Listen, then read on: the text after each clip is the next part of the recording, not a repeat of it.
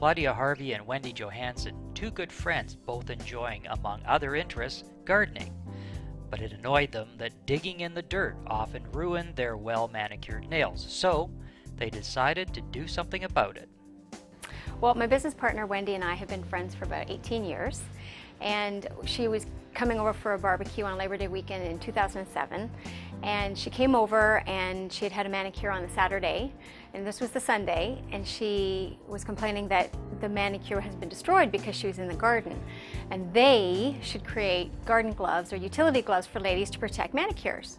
So we continued on with our barbecue, and that was great. And then about 3 or 4 months later, around Christmas time, we said, well, we should just meet for breakfast and let's talk about that idea, because they could become us. So they did become us, and we have created that was the impetus of DigIt. So we created DigIt basically from just meeting up on that Labor Day weekend. We had no experience in any apparel business whatsoever, but both Wendy and I have a gamut of professional business background. So she's in sales and marketing, I've been in sales and marketing, I also have operations finance. So we thought from a business side we could marry the two and create a business. We actually designed the glove to be in a different market, not in the garden market per se. I think that's what threw us off so much, because we actually designed the glove to be in the spa beauty market. So we thought that the glove would be great to be in salons and spas that have manicures and whatnot beside the manicurist station, and then they could upsell those gloves to the customers. And sure, we have a few salons in Canada that have that, but as soon as we aired on Dragon's Den, it became very obvious that we would be in the garden industry. So that, I think, was the biggest shock to us, because we were marketing in a certain way, and then we realized that, oh, I think really we have to be in the garden industry because that seems to be where the demand is. Many experts have said that partnership is like a marriage, and partners often spend more time with each other than with their spouse. Mixing strong personalities presents challenges and sometimes conflicts. Of course there's arguments, like any friendship does, and any business partners do, and of course there are, but we don't hold it against each other. We try to keep it all very professional, and both of us have that same business ethic to do that. I personally know that Wendy would say that I am more of the control freak of the relationship. I am very, very, very detailed oriented. Wendy is very big picture. So the two of us combined, it's a great combination. An appearance on Dragon's Den was the furthest thing away from Claudia's mind, but Wendy was persistent, and before they knew it, they were facing down 4 dragons and sealed a deal with Kevin OLeary. It was surreal. That's just one great word for it. Again, you don't know what you don't know going into it. We knew it was going to be big because it's a national show, and it's, like, I think, rated #1 on CBC. So it's a very prominent show, and the dragons are prominent people. So we knew it was going to be big should we even get aired. So the process to even get in front of the camera is pretty big. They give you advice on what you should know about your business before you go on air, or before you get in front of the dragons. So we practiced and we practiced, and we knew our numbers. We did not have a high valuation on our company because we didn't want to be greedy. And at the time we were so new to our business that it was pretty easy to be realistic about the business. But we already had some sales. So we had a proven package, proven look, had trademarked it already. So we were down that path already, so it was already there. Having a friend as a partner is one thing. Adding Dragon's Den Mr. Wonderful, Kevin OLeary, adds an entirely different dynamic. One of the fundamental things about going into business with Kevin OLeary, because Kevin has such a strong business background and he is so noticeable in Canada and now in the States with Shark Tank, to partner with him gives us credibility as a company, that he saw there's something there as a company and he wanted to buy into us. So it gives us instant credibility. Then with his background and his connections, he has introduced us to a number of opportunities and assisted us in the background, certainly not in the forefront, but in the background, just to say that we have been on Dragon's Den, we have partnered with Kevin OLeary, and again, that gives us the credibility. He has opened some doors for us. Once those doors are open, we go in with 2 feet. He goes behind the scenes again, and then we just take off with the opportunity and do what we have to do as a business. So he's very, very, very behind the scenes of our business. In the first few years of any business, there are setbacks, and some of the setbacks can be very discouraging. Claudia agrees that there are days when it's one step forward and two back. You need to stay focused on those positive steps forward.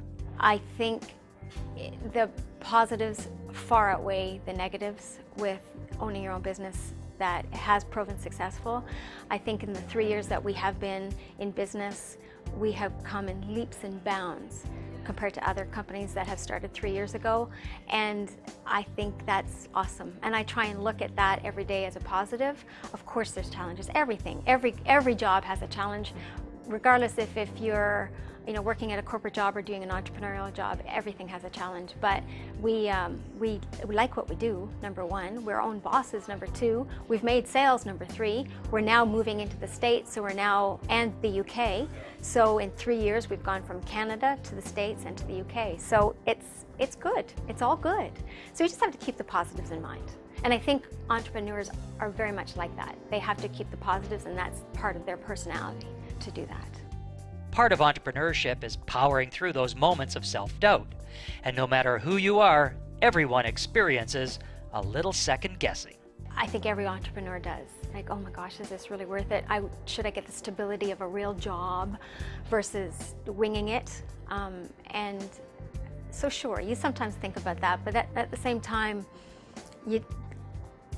it's your baby, you're growing it, you put your blood, sweat, and tears into it, and it's your own. It's not someone else's company or corporation. So those are the benefits and the rewards as you're seeing it grow. Entrepreneurs are resilient, resourceful, and must be self-confident. Sometimes when you're at a consumer show or you've heard people talk about your product, or you get emails from consumers and they say, I love your product, it's the best, it's great. And you go, oh, we did it right. We started from scratch. We started from nothing. And we've created something that people actually like. So it's the, aha, we did it moments.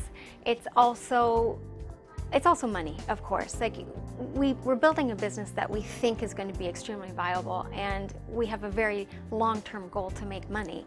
So of course that's going to be also a very primary focus and a primary driving goal for the business and to keep us going. I personally like owning my own business because I have the flexibility to manage my lifestyle, and I don't have a boss over me. I have a business partner, and she's been wonderful, and hopefully I've been wonderful with her, so it's great. Claudia and Wendy have overcome the startup obstacles, and now they face the growth and sustainability challenges. The biggest challenge, I think, is to manage the business responsibly. That I think 2012 we will have a surplus of profit that we hopefully not necessarily have to put back into the business, but maybe we will. So it's not being greedy. It's trying to work the business responsibly, not going off on different tangents, and keeping to our business plan, keeping to our core values, keeping to what we want to be in business and to portray to the consumer. As an entrepreneur now, Claudia finds it easy to define what it means to her. They will go off on tangents and sometimes fly by the seat of their pants because they have to. They have to take a big gulp, leap of faith, and just do it based on the background and the experiences that they have and believe in themselves. So a lot of it's in a belief system. Now that Claudia has lived the startup, growth, and survival parts of DigIt Handwear, she has some final words of advice for others who follow in her footsteps. I think you take your time, you develop the product or the service that you want to develop, and research it very, very well before you actually start going into business. And if you have a viable product or service, believe in yourself, get some proven sales, believe in those sales, and springboard off every single solitary opportunity that you possibly can. Networking is key. Social networking is key in today's day and age. And the more people you meet, talk about, brand yourself, get out there, never stop. Just believe in yourself and just don't stop.